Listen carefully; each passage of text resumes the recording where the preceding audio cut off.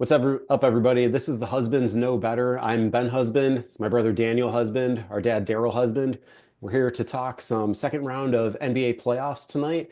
So we had a really exciting game yesterday. The Clippers fell to the Denver Nuggets after a wild seven-game series.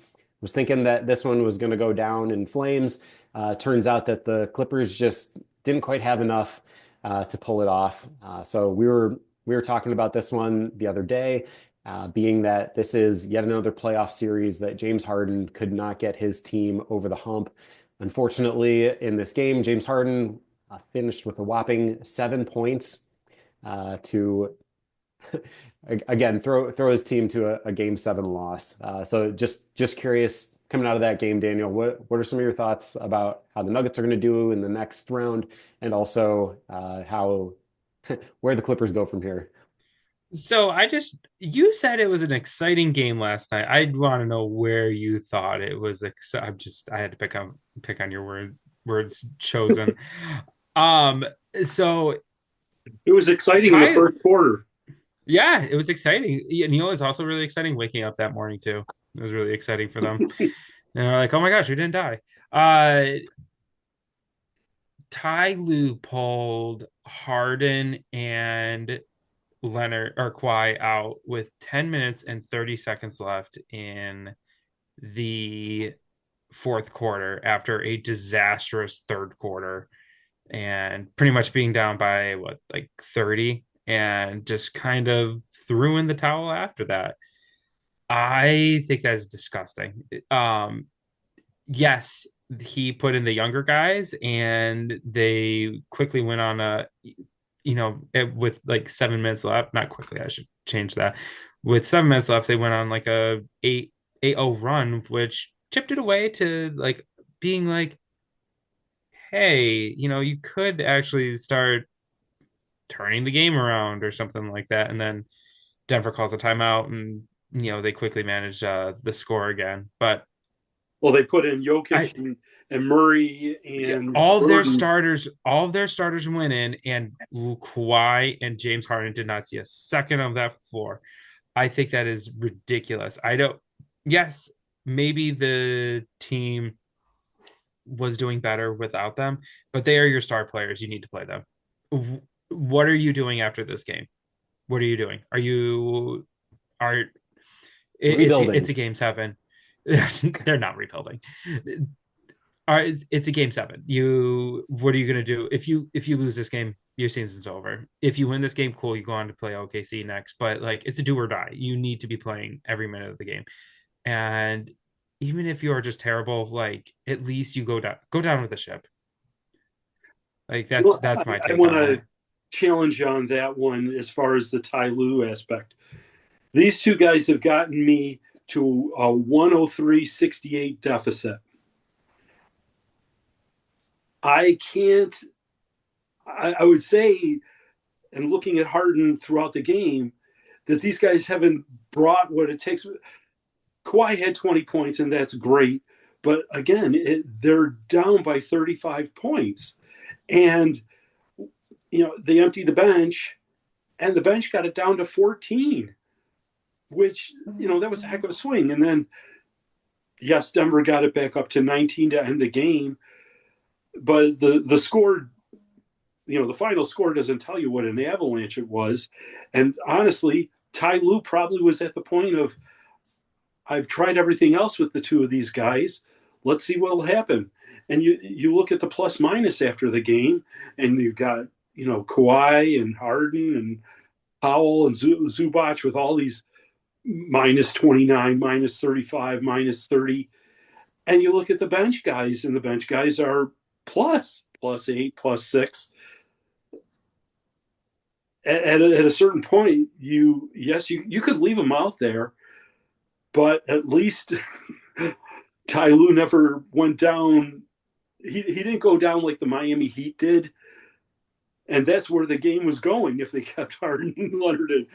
I mean that Cavaliers Miami game was the worst deficit or losing total ever in the history of a playoff series. which made me feel better as a Grizzlies fan. Yep. I need to point out like that. I saw that. I'm like, whoa, we're Yep. We're off there. We're out of the history books. That's for sure. we're out of the history books. It's the same thing as that could happen with Denver. Is if we fire Taylor Jenkins with 9 games less in the season, the Denver's like, hold my beer, I got this. We're trying to set the record, and everybody else is just like, no, we got this. Jeez. Yeah, really. Yeah. No, I mean, the Clippers just didn't show up, and it's Harden again. I don't understand how in the biggest moments, he just lays an egg again and again. It's something to be said. We started out this podcast on our last segment by talking about James Harden passing up Moses Malone and scoring. And we talked about his amazing career that he's had, but there's that asterisk on there of how he disappears in the big moments of the playoff, how he's had some disappearing acts during the playoffs, and it's very poetic that we start out this podcast talking about that. And what is it, folks? This is not our last podcast. No, it's not our last podcast, but 6 podcasts later, and we're talking about this again, and it's just it's very. It's just the irony is insane. Is real. Yeah. And here's some. By the way, I just want to let you guys know it's 108-116. Indy's up with under a minute left in the fourth. Well, we learned anything from Indy's last game is to not count a team out that's down by that much. Yep, that's right.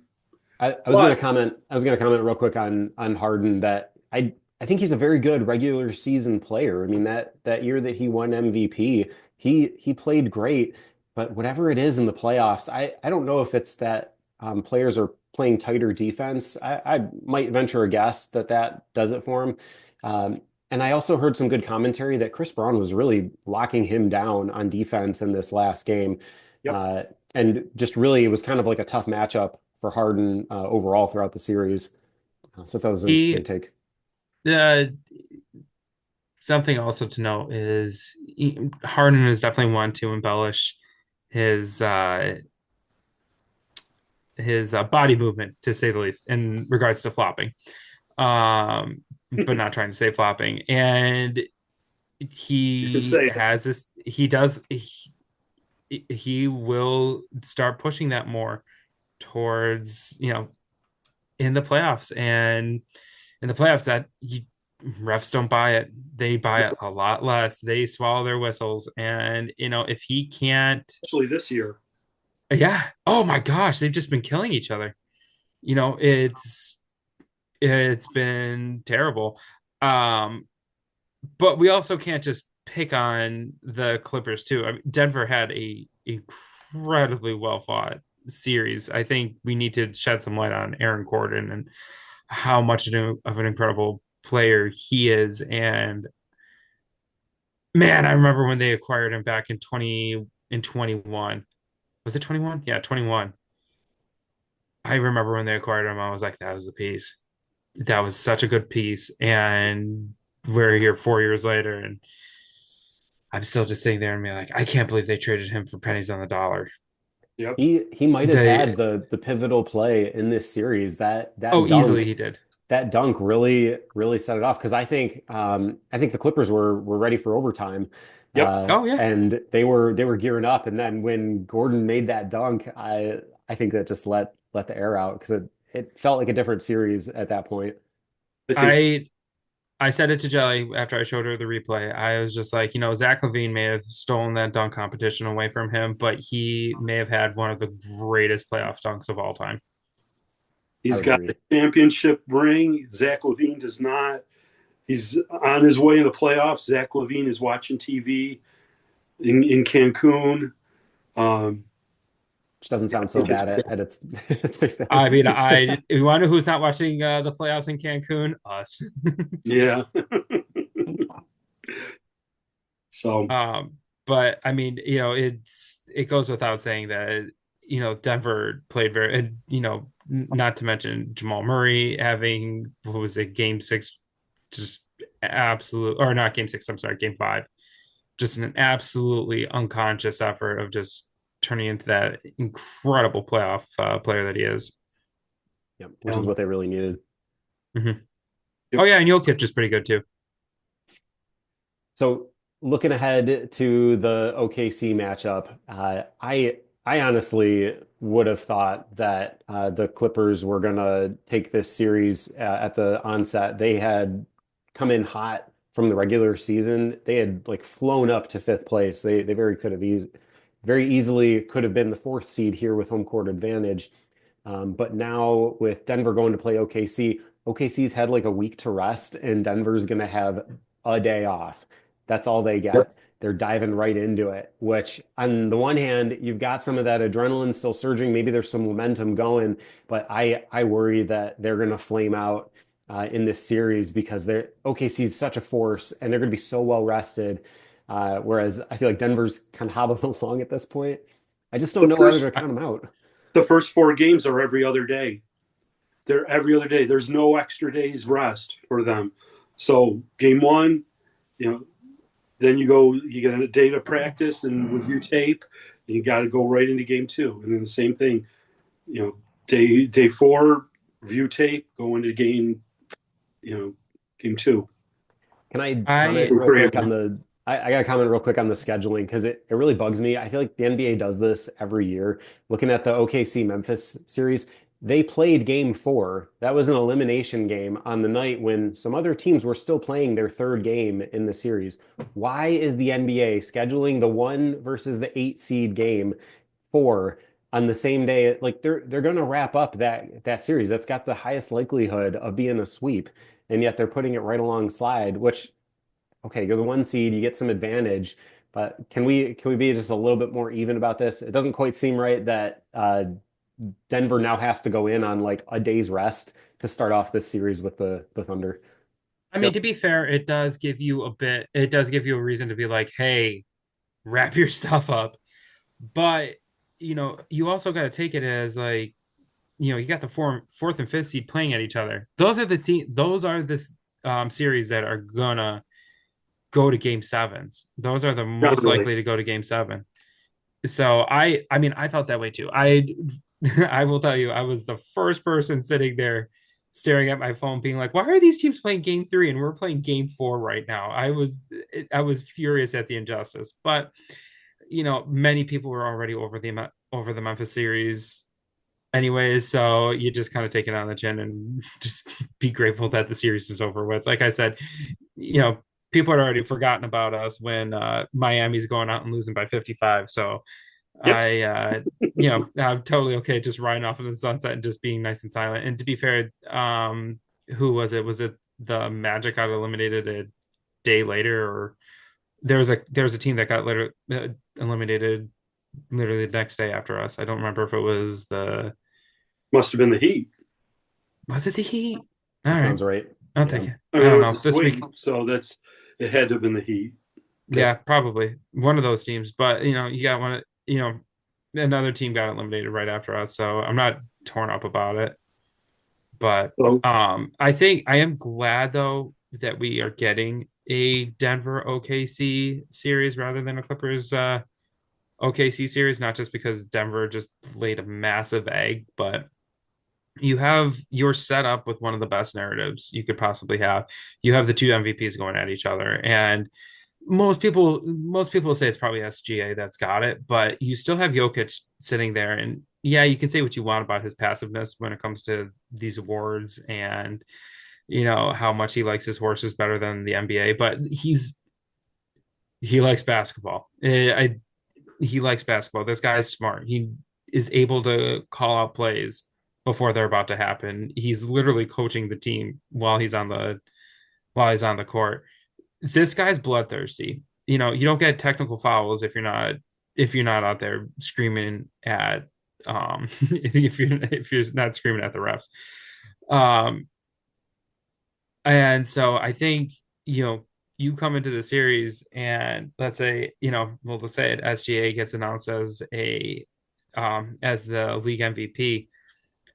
What does that do with what does that do with Jokic? And I think Dad, because you remember this moment better than Ben and I, but we've had these moments in the past before. One named David Robinson and Hakeem Olajuwon.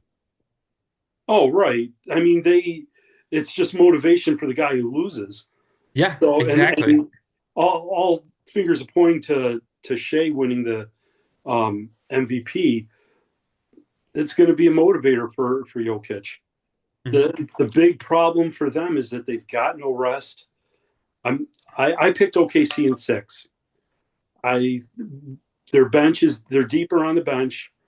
I think yes, the Nuggets have Westbrook, but OKC's bench is deeper and they play them. Whereas, perfect example of what the Clippers Nuggets series is when the Nuggets emptied their bench, then all of a sudden the Clippers started,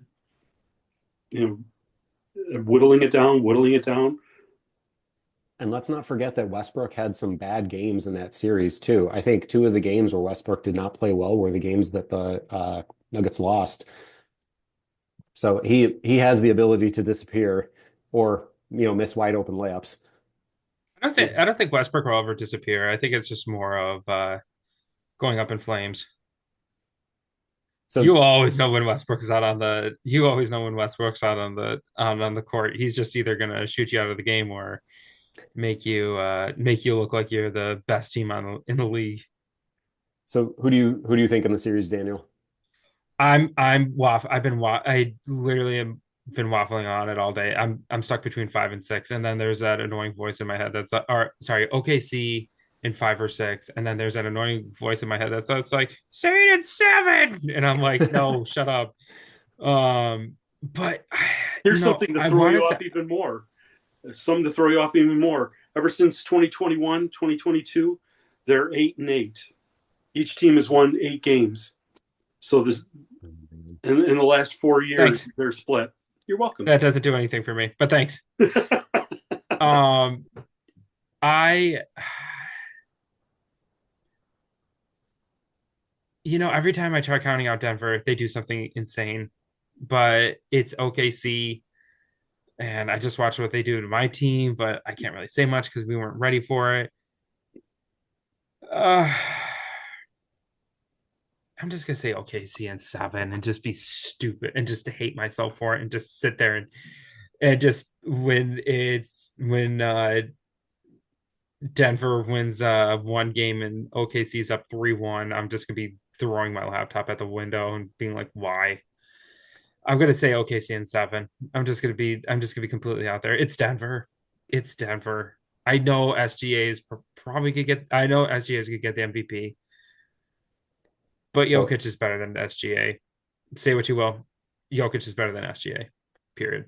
I'm in agreement that Jokic, I think, is more deserving of the MVP. Just my 2 cents, but I'm on We can the. have parity. It's fine. Like I know can you really have Jokic win MVP? What 5 years? If it weren't for MB to be potentially 5 years in a row. it was the same thing with LeBron some years back. He probably deserved it, but I think they picked Curry, right, when it was I between the mean, 2 of them. That's a Jordan with like Malone. I mean, and Jordan lost his mind over that one. He just was targeting Malone on that one. yeah. Derrick Rose also Mm-hmm. the year that he won it, LeBron should have won it. Hmm. Um, I Kobe think should have they won just in a few years. yep.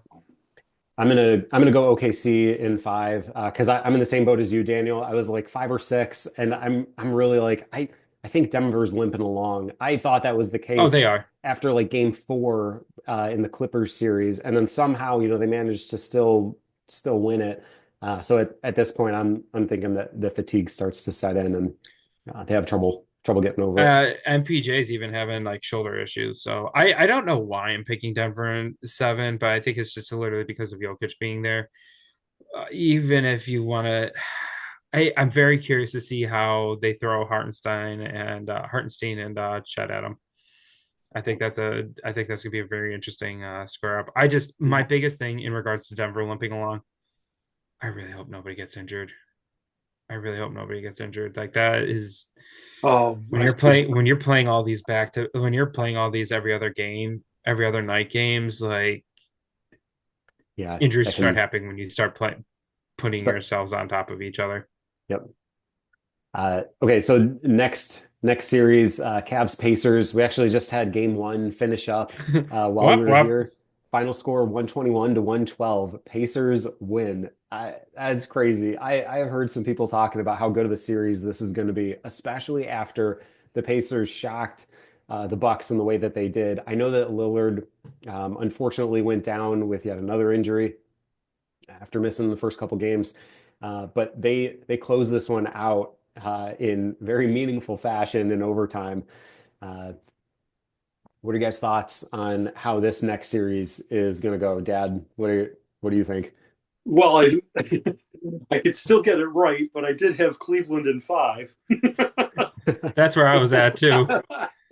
So, I mean, I'm hoping for a gentleman's sweep, and we're going away. But so I guess I'm going to have to backtrack.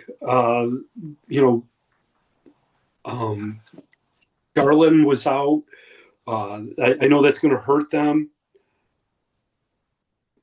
He causes their he does cause their a defensive issue with Indy because they do not have a strong backcourt when Garland's on the on the court. Right. And it's easy, they can just target Donovan like Mitchell rather than having to deal with both Mitchell and Garland. So I I think they win this game tonight if they have I'm not think they win this game if they have Garland on the court. It could be. Uh, Mitchell had I don't 33 know. points tonight, 43% shooting, all around not bad. 1 of 11 from three-point land. So That's that's brutal. yeah, That's that's pretty Yeah, rough. you're not winning any games if you're if your shooting best player is shooting 9%. 111. Yep. I'm in a similar boat as you. I was thinking that maybe the Cavs close out the Pacers in six, but after this upset, I mean, who No, you knows? can't change it. You I'll can't stick. change it. Yeah, I'm sticking to Pacers or sorry, Cavs in six. One thing is just as I was looking through it a little more, Miles, the talk before was that Miles Turner can pull Jared Allen out from underneath the basket because he can hit threes. He was 1 of 3 for tonight. The other part is um, Siakam can pull Evan Mobley out. The more that they can get their bigs out of there, they can even out the rebounding. Hmm. And just taking a quick look at where the rebounds were for tonight, it was Cleveland won at 51 to 47. Close though. So I mean, maybe it wasn't as bad as. Again, here we are. We're talking about the game, and we didn't watch the game.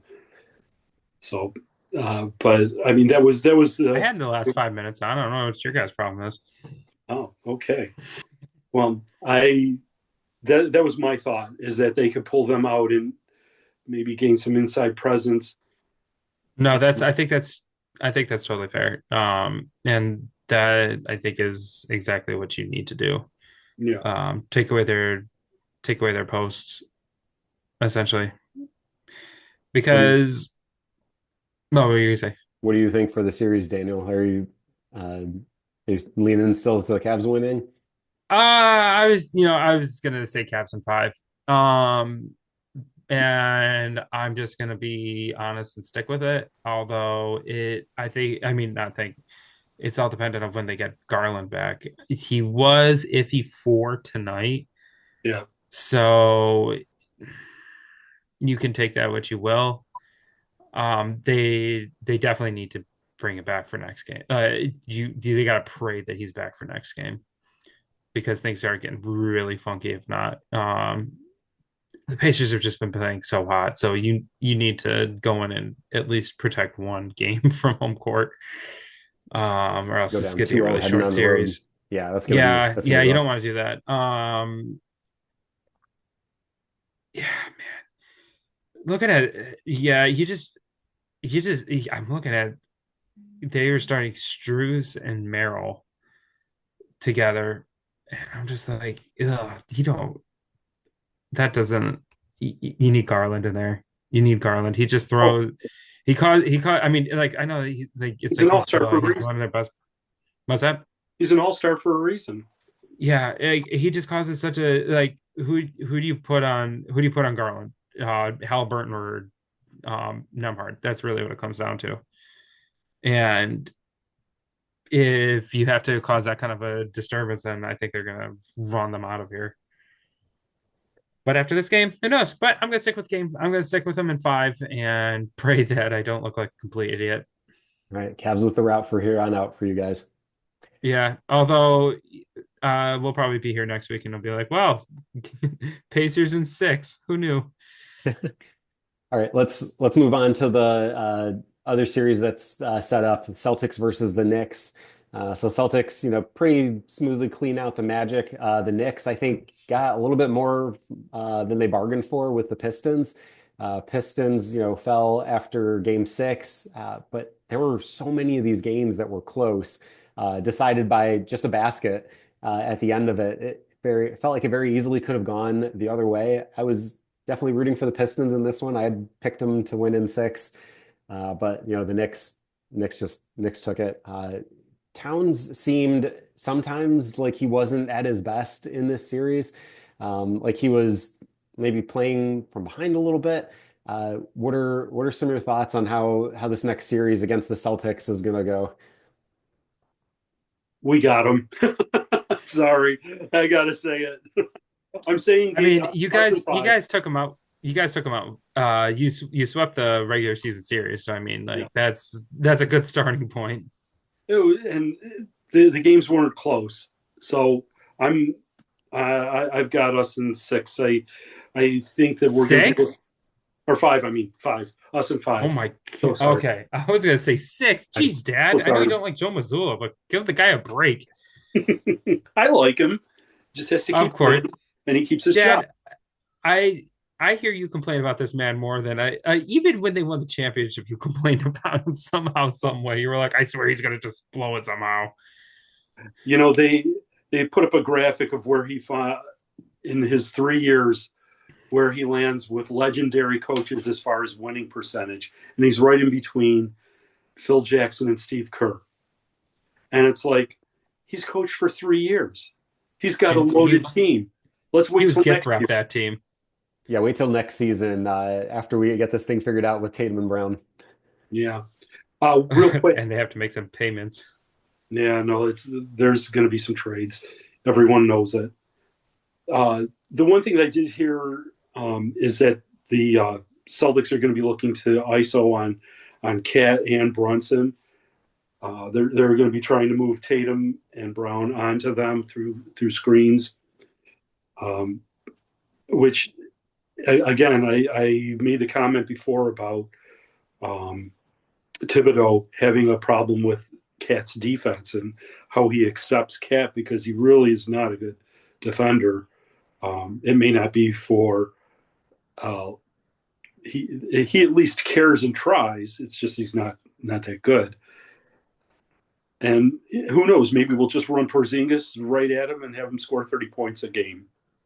Not sure, but I do respect the Knicks, and I did hear that they do want to make a play for Giannis in the offseason, so you never know. Oh, jeez. Yep, they're one of the 3. So you know, I just I think it goes to say that the Knicks also struggled, honestly, to beat the Pistons in their series, and the Pistons were a team that was just happy to be there. They were just little Mr. Happy Go Lucky, like, look at what we're doing, guys. And they were tough. They had nothing to lose. They really didn't. I mean, they could have won a game on their home court. That would have been great.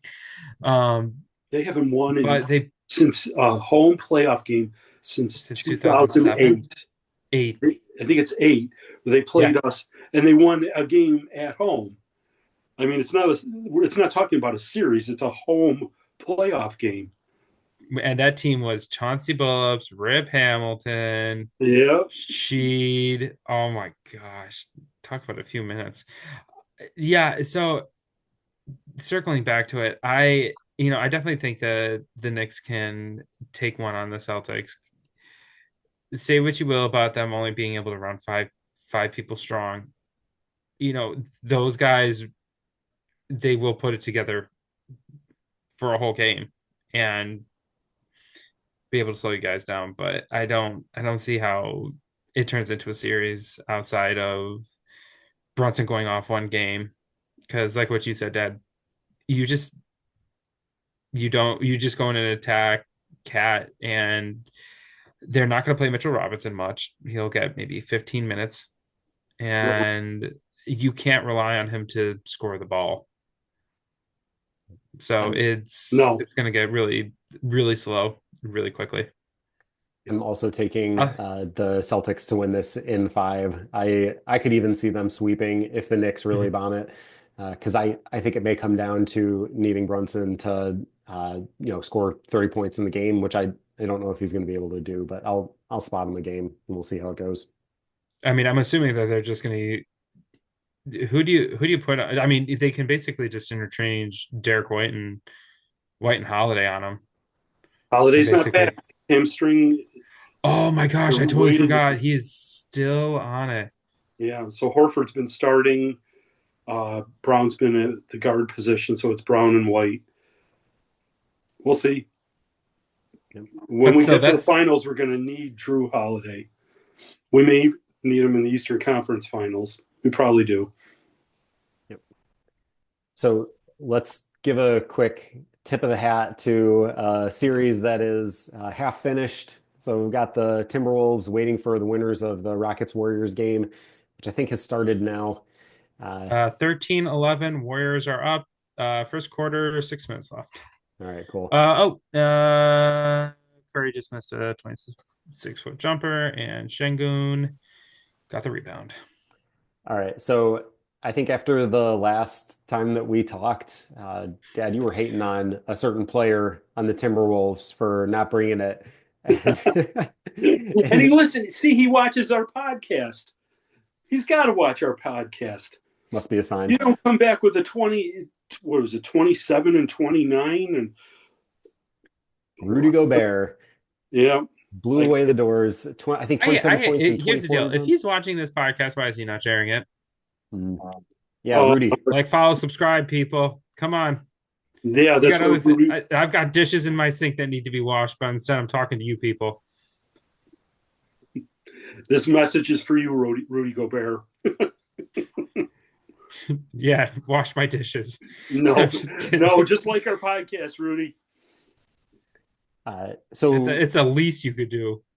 So with the other half of that series getting decided tonight, what do we think is going to happen between the Rockets and the Warriors?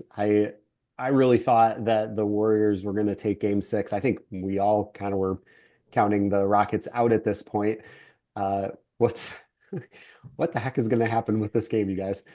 Oh, dear God, I really hope the Rockets win. I'll just come out and say it because I know that's what we're all thinking. I think they've got the confidence to do it. It's not a hope thing. I think they believe in themselves. I think the one thing that's their shortcoming is the very end of their bench. Their bench is just put Golden State back in the game. They had to do it again in Game 6.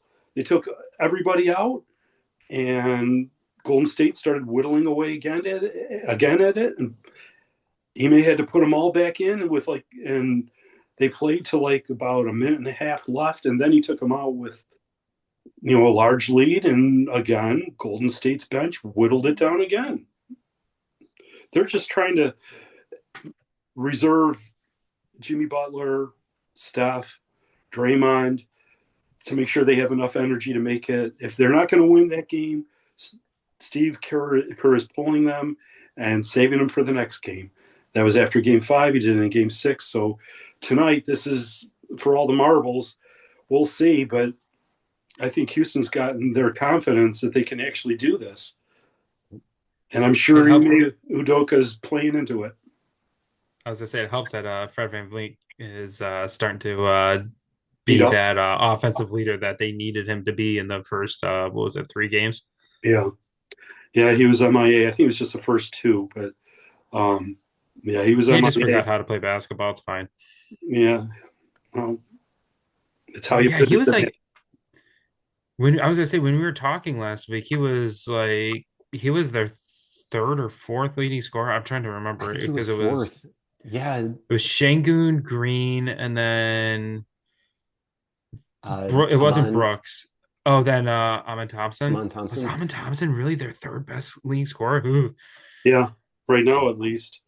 Yep. Yeah, yeah. You need Van Vliet leading the offensive load because, like we said, Jalen Green's too streaky, and you don't want Şengün being your leading scorer. He's not built for that. I don't know about that. You just need participation out of Jalen Green. I mean, he had that 138-point game, and the other 5 have been sorry. So you're saying he's streaky? Yep. That's what I just said. And kind of okay. Well, all right. I was looking more at Şengün, whatever.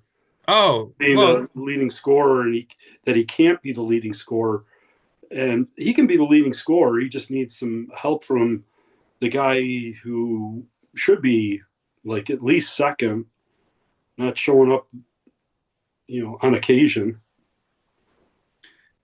I hear where you're coming from. I just think he needs to. I don't know. I won't say no. I won't say no. I've also got the Rockets Warriors game on, so I was just checking the score too. Yeah. So apologies on that one. Hopefully by the time we record next, this will be decided. We'll probably be a couple of games into the next series with Minnesota. If this game is still not decided by next week, then we have an issue. There'll be something else to talk about. The NBA has an issue. Or would that be like I don't even want to know how many overtimes that would be. They'd be dead by then. Yeah. Everybody will foul it out. All right. Well, this has been it for our podcast this week. Thanks everybody for listening. The Husbands Know Better. We'll catch you next time.